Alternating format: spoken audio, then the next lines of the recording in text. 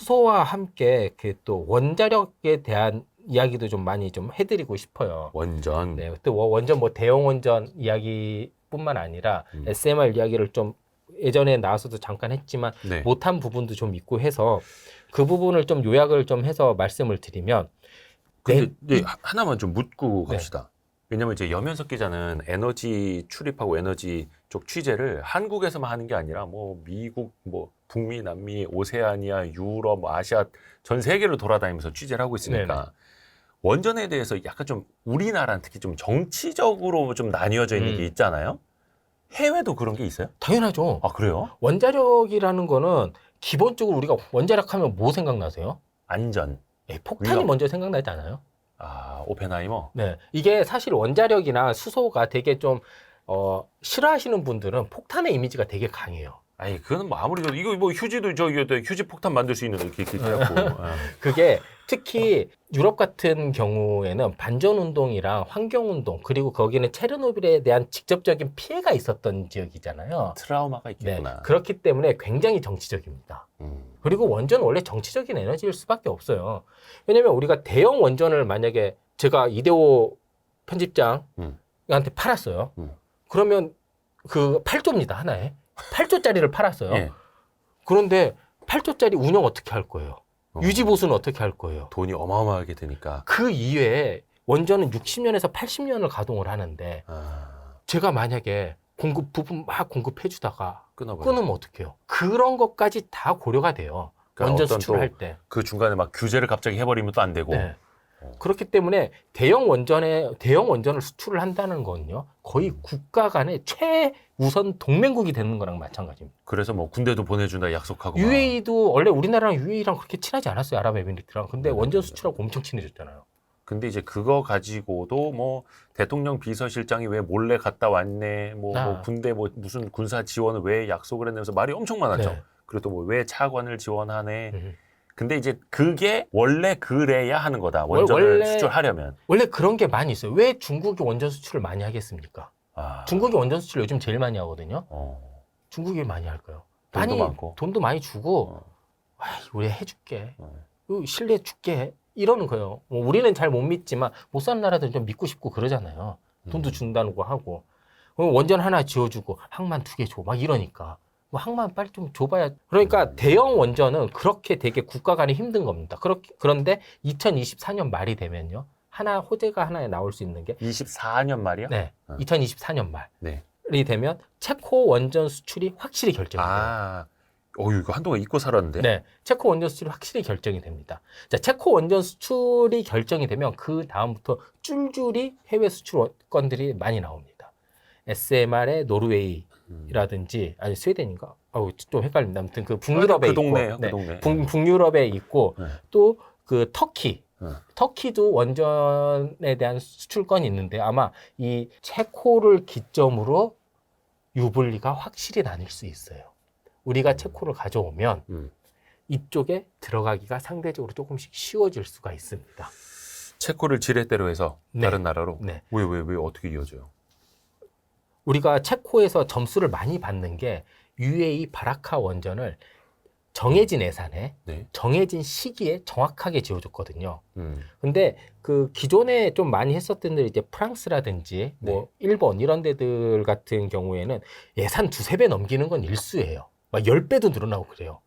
기간도 막 2배 이상 더 늘어나고. 처음에 계약한 것보다요? 네. 그거 맞추기가 되게 쉽지가 않아요. 근데 사막 한가운데서 그렇게 지었잖아요. 이거를 성공한 경험이 있기 때문에 체코에서 굉장히 먹어주는 게 있습니다. 실제로. 그래도 한국 기업이랑 하면 약속한 날짜에 지어주는구나. 돈 더 안 받는 게 중요할 수도 있습니다. 그러니까 딴 데는 저기 막 2배, 3배 부르는데 쟤네는 처음에 약속한 그 돈으로 해주네? 이거요? 그러니까 그게 굉장히 중요한 건데 만약에 이거를 체코에서 또 한다. 그러면 우리는 해외 원전 수출 시장에서 되게 좋아질 수 있죠. 근데 이거는 대형 원전 시장이잖아요. 근데 체코는 지금 뭐 다른 나라들 다 뛰어들어 있잖아요, 지금. 프랑스랑 미국이 들어 있습니다. 그러니까 가장 유력한 경쟁국이고. 네. 미국은 뭐 사실상 따도 우리나라가 그 밑으로 같이 협력하는 관계가 될 거고요. 프랑스 같은 경우에는 우리는 같은 이유잖아. 이게 좀 강해요. 우린 같은 이유잖아. 이게 좀 강해서. 유럽연합 국가들. 그게 이제 어떻게 될지는 모르겠지만 아무튼 올해 말에 그런 대형 이벤트가 좀 예정이 돼 있는데 문제는 이런 대형 원전 사이트고 SMR 분야는 좀 다릅니다. 그러니까 대형 원전 같은 경우에는 이제 개도국이나 이제 앞으로 이제 공업을 조금 더 진흥시켜야 되는 쪽에서 많이 관심을 갖고 지금 더 주목을 받고 있는 SMR, 그러니까 소형 모듈 원전 같은 경우에는 이제 선진국 뭐 이런 개도국 할 것 없이 다 관심을 많이 갖고 있는데요. 우리가 그 SMR 시장을 더 관심을 많이 갖는 건 우리 기업들이 많이 연관이 되어 있기 때문이에요. 그렇죠. 예를 들어 뭐 뉴스케일 파워 같은 경우는 뭐 두산, 네. 그다음에 파트너로. 네, 뭐 홀텍 같은 경우는 뭐 현대건설, 테라파워는 SK 이렇게 좀 짝꿍 기업들이 있잖아요. 네. 거기다 또 건설사들 붙고. 네. 그럼 얘네들이 어떻게 하느냐에 따라서 연관 기업들의 주가도 많이 오를 수도 있고 많은 이득도 볼 수도 있는데 네. 여기서 한 가지 그 호재가 이거는 정확한 호재라는 걸 하나씩은 좀 알려드리고 싶었어요. 네. 예를 들어 뉴스케일 파워 같은 경우에는 지금 스케일업을 잘 못하고 있어요. 스케일업이라는 게 용량을 못 높이고 있습니다. 우리가 아무리 그 스몰 리액터라 그래서 작게 만들수록 좋은 건 아니거든요. 네. 적정 용량이라는 게 있습니다. 그걸 보통 이제 우리가 100메가와트 정도로 보는데 네. 뉴스케일 파워가 100메가와트를 잘 못 맞추고 있더라고요. 한 70메가와트에서 왔다 갔다 하고 있어요. 그래서 얘네들의 목표는 얘를 100으로 안정적으로 높이는 게 목표입니다. 근데 여기에서 지금 어려움을 겪고 있고 이것 때문에 지금 그 수지 타산이 잘 안 맞아서 사업이 잘 안 되고 있는 거예요. 그러니까 예를 들면 우리가 그런 게 나와요. 어디에서 뉴스케일 파워가 스케일업에 대해 굉장히 우호적인 기사들이 좀 나온다. 네. 우호적인 소식들이 있다. 그러면 뉴스케일 파워는 갈 수 있는 겁니다. 이제 성공할 수 있는. 뉴스케일 파워는 일단 스케일업을 하느냐 못하느냐 그게 핵심. 사업의 성패가 달려 있는 거예요. 그리고 이제 홀텍 같은 기업이 있습니다. 홀텍은 이제 제가 조금 많이 언급 여기 나와서도 얘기해 줬었고 많이 좀 띄워준 기업 중에 하나인데 사실 잘 몰랐었어요. 네네네. 근데 이게 진짜 알짜 기업이고 그러니까 상장 기업이 아니어서 말하기도 편하고. 근데 그 현대건설이 붙어 있거든요. 옆에. 현대건설이 딱 붙어 있어가지고 홀텍이 러시아 기업이랑도 막 하고 그래요. 같이 해가지고 우크라이나 기업이랑도 합작해가지고 우크라이나 재건 사업에 거기 SMR도 짓겠다라고 막 MOU도 맺고 그러거든요. 그러면 현대건설이 거기 쫓아가면 뭘 하냐? 원자로를 뺀 나머지 2차 측을 다 건설합니다. 보통 한 1조 정도 잡거든요. SMR에 1조에서 2조 정도 잡은데. 보통 100메가와트짜리 하나가요? 네. 그렇게 돈이 많이 들어요? 네, 비쌉니다. 작은 게 아니었구나. 네. 그러면 얘를 하면 원자로가 반, 나머지가 반 이러니까 예를 들면 그 우리가 SMR 만약 2기가를 짓는다. 네. 그러면 100개면 20개를 짓는 거잖아요. 예. 그럼 20조짜리 프로젝트인 거예요, 이게. 그럼 만약에 이거를 현대건설이 홀텍이랑 같이 먹었다. 그럼 10조 매출이 나오는 겁니다. 이게 작은 게 아니에요, 이게. 굉장히 큰 사업입니다. 그렇기 때문에 사실 그 홀텍 같은 경우에는 비상장사라 그랬잖아요. 그럼 뭐가 가장 문제일까요? 자금이 문제예요. 자금 조달. 네. 그래서 여기는 또 미국 같은 경우에는 그 대부분 발전사들이 다 민간이거든요. 네. 그래서 요거에 대해서 대부분 발전소를 짓 때 펀딩을 받아서 짓습니다. 그래서 펀딩이 얼마나 잘 모으느냐. 그게 사업의 핵심이에요. 왜냐하면 홀텍은 이미 부지도 다 있고요. 네. 할 수 있는 뭐 파트너도 있고 뭐 설계도 자기네들은 뭐 있다고 하니까 네. 그 뭐 그렇다 치면 다 있어요. 제반은 다 있는데 문제는 돈이 좀 부족하다라는 거예요. 그래서 지금 그때 홀텍 회장님이랑도 얘기도 해보고 실무자랑도 얘기를 해보면 가장 혈안이 되는 거는 펀딩이다. 그래서 그 펀딩이 국가에서 해주거든요. 이번에 IRA라든지 뭐 과학 그 법에 의해서 SMR 같은 경우에는 세제 혜택도 좀 있고 R&D 비용도 받는 것도 있고 세액 공제도 있고 되게 혜택이 많습니다. 그때 참 홀텍이 어느 나라? 미국 기업입니다. 미국? 네. 그러면은 홀텍 자체는 그러면 여기는 100메가와트급 이상의 160메가와트 를 합니다. 그러니까 스케일에서는 제일 큰 거고. 네. 보통 160메가 정도를 다 해요. 우리나라가 한 120에서 160 정도 하려고 하고요. 그래야지 아까 말씀드린 그 수지 타산이 조금 맞습니다. 너무 작으면 돈이 너무 비싸요. 그러니까 SMR이 그러니까 소형 리액터라고는 해도 그래도 한 100에서 160메가와트는 돼야 된다. 300 이하를 SMR이라고 합니다. 300 이하. 네, 300 이하. 300메가와트 이하. 네. 그러면 이제 홀텍은 펀딩. 그리고 아마 이게 저희 회사 기사를 보면 네. 홀텍을 잘 볼 수 있어요. 홀텍이 저한테 보도자료를 되게 잘 줍니다. 자기 이제 인터뷰한 해외 외국 기자. 네. 그래서 이제 그리고 기사도 몇 번 썼거든요. 단독 단어도 쓰고 이러니까 그 보통 영어로 주기 때문에 제가 쓰진 않고요. 이제 후배 기자들한테 줍니다. 쓰라고. 근데 이게 그럼 미국 기업이 한국에 있는 기자한테 뭐 이렇게 자료도 주고 한다라는 건 본인들 회사를 한국에다도 알릴 필요가 있다라는 거잖아요. 네. 그래서 특파원들이랑 인터뷰도 하고 그랬었어요. 왜냐하면 현대건설이나 다른 한국 기업들이랑 일을 해보니까 너무 좋은 거예요. 잘해요. 진짜. 그리고 기술력도 되게 좋고. 고객 만족, 감동 네. 경영. 그리고 의외로 원자로 건설에 대한 지식들도 꽤 있고. 그래서 그 원자력 기업들은 우리나라 건설사들 되게 좋아합니다. 외국에. 그리고 우리 또 테라파워, SK가 하는. 네. 테라파워는 가만히 있으면 성공할 것 같아요. 예, 기술력도 어느 정도 있는 것 같고 자금도 넉넉한 것 같고 그리고 가장 친환경적이라 그래야 되나? 그리고 또 있어 보이기도 하고 빌 게이츠라는 든든한 우군도 있고 그런데 너무 고난이도 기술이라 여기는 좀 시간이 좀 걸릴 것 같은데요. 기술 방식이 달라요? 네, 완전 다릅니다. 이거는 뭐 말씀드리면 너무 이제 이과스러워져서 그냥 생략을 하고 네. 인터넷만 쳐봐도 테라파워의 기술에 대한 우위는 정말 잘 정리가 돼 있으니까 관심 있으시면 한번 찾아보시면 기술 돼요. 우위에 있는 거예요? 네, 완전 다른 기술이라고 보시면 돼요. 기존 SMR이라. 기존 SMR은 지금에 있는 우리 원전들 있잖아요. 경수로형 타입, 그러니까 네. 우리나라에 가장 많은 그 경수로형 타입을 그대로 줄인 것들이 많은데 여기는 조금 개념이 좀 다릅니다. 뭐 소듐에서 뭐 어떻게 해가지고 사용 후 해결료도 막 조금 나고 막 이런 게 있어요. 조금 더 한 차원 더 위 기술. 그럼 돈도 더 많이 들겠네요. 네. 근데 뭐 돈 연구비 빵빵하니까. 네. 그렇다고 해서 뭐 다 빌 게이츠가 내줄 건 아니고. 네. 그리고 이미 SK도 그렇고 많은 기업들이 또 우리나라 기업들도 그렇고 많이 출자도 하고 여기는 근데 펀딩도 성공했어요. 어찌 됐든 간에 SMR을 어느 나라에 이제 수주를 해서 만들려면 네. 가격 입찰 같은 것도 들어갈 거 아니에요. 근데 여기는 그 워싱턴주, 그러니까 시애틀 이쪽에 있는 그 주에 예. 자기네 그 시범 단지를 지금 만들고 아마 조만간 실증 사업을 시작을 할 거예요. 어디에서 하는 게 아니라 자체적으로. 실증 사업을 해놓고 그걸 또 해서 기술을 빨리 높여서 또 단가를 낮출 수도 네, 있고. 제가 2024년에 주요 목표 중에 하나가 거기를 가보는 게 제 주요 목표 중에 어딘데 하나고. 여기가? 시애틀 쪽. 스타벅스 본사에 있는데. 네. 그래서 만약에 제가 가게 돼서 실제로 보고 오면 다시 또 말씀을 한번 드릴게요. 좋습니다. 네. 좋습니다. 그리고 지금 이런 세 기업이 가장 앞서가는 게 아니라요. GE 히타치 컨소시엄이 가장 앞서고 있습니다. GE 히타치. 네, 그러니까 이게- 미국하고 일본 기업의 컨소시엄이에요. 네. 이게 지금 캐나다에서 지금 실제로 건설이 임박했거든요. 그래서 아마 지금 터닫고 이런 걸로 알고 있는데, 근데 여기는 또 하나 문제가 하나 있어요. 후쿠시마. 후쿠시마 모델을 줄여놓은 겁니다, 이게. 나가리네? 아니에요? 근데 이게 근데 짓고 있다면서요? 이게 좀 약간 그런 게 있어요. 우리가 후쿠시마 하면 굉장히 트라우마들이 다 있잖아요. 네. 근데 사실 이게 엄청 막 위험하고 그런 모델은 아니거든요. 근데 그때 워낙 쓰나미가 크게 왔고, 그렇죠. 쓰나미 때문에 그때 뭐 이거 냉각하는 그 발전기가 멈추면서 폭발했던 거라서. 그리고 뭐 일본 도쿄전력이 대처도 좀 이상하게 했고, 사실 좀 여러 가지 인재, 그다음에 자연재앙 이런 게 다 섞여가지고 그렇게 된 건데, 그래서 이게 조금 주목을 못 받는 게 있어요, 사실.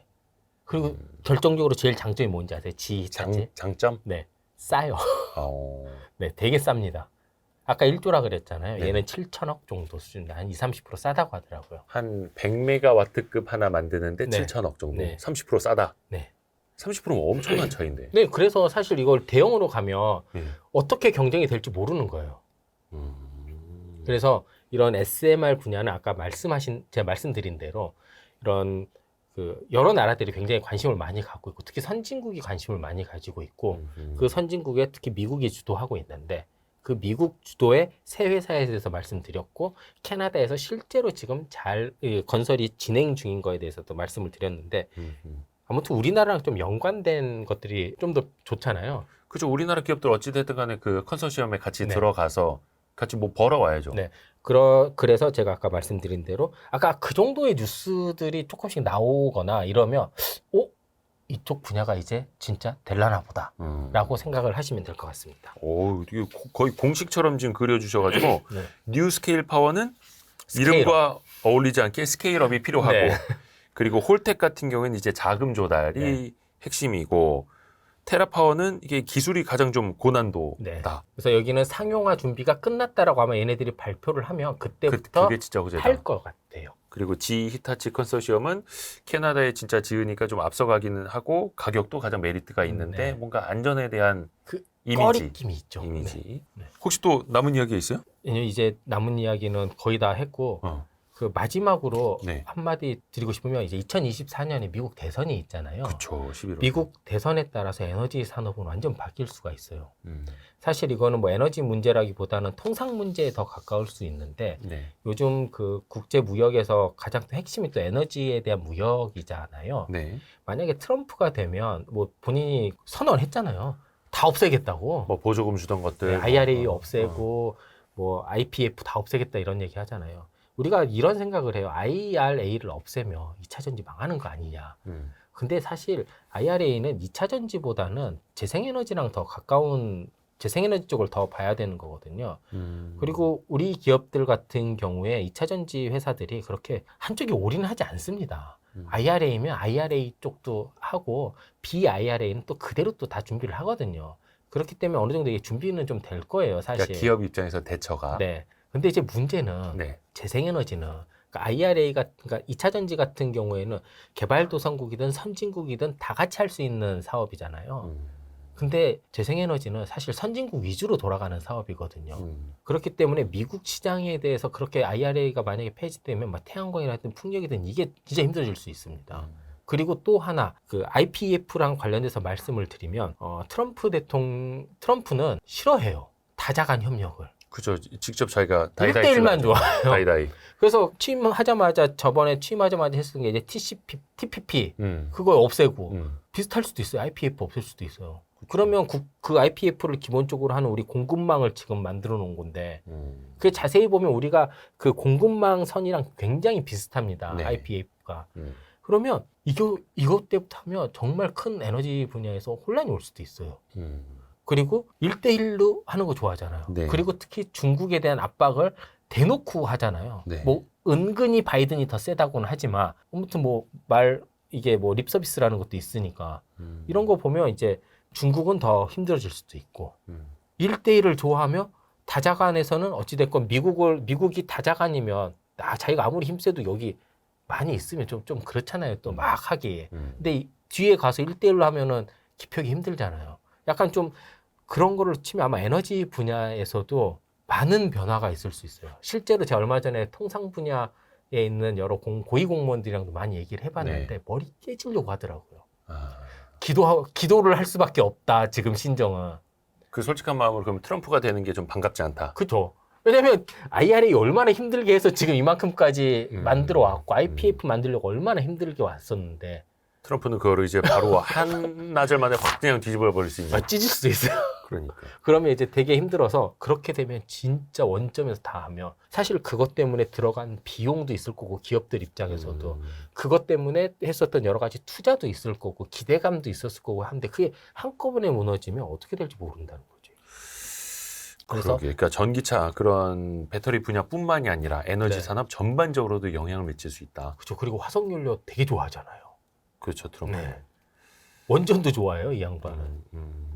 근데 또 막상 네. 예를 들어서 트럼프가 된다 하면 또 그때 또 수혜를 볼 수 있는 산업도 찾아야 되잖아요. 그렇죠. 그래서 제가 오늘 이렇게 엄청 길게 말씀드린 게 좀 여러 분야에서 말씀드린 게 아마 그 뭐 수소가 됐든 재생에너지가 됐든 뭐가 됐든 그 기본적인 산업의 흐름을 좀 알고 좀 멀리 좀 또 확장해서 보면 아마 여러 이런 이머전시가 그러니까 긴급 상황이 나왔을 때 좀 더 유연하게 대처를 할지 않을까라는 생각도 좀 해봅니다.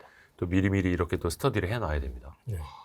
오늘도 이 에너지 분야를 가지고 또 열정적으로 또 이야기를 해준 염현석 기자 너무 고맙습니다. 아, 감사합니다. 네, 다음에 또 그래서 좋은데 또 갔다 오고 네. 취재 많이 해서 또 찾아주세요. 네, 알겠습니다. 고맙습니다. 네, 감사합니다.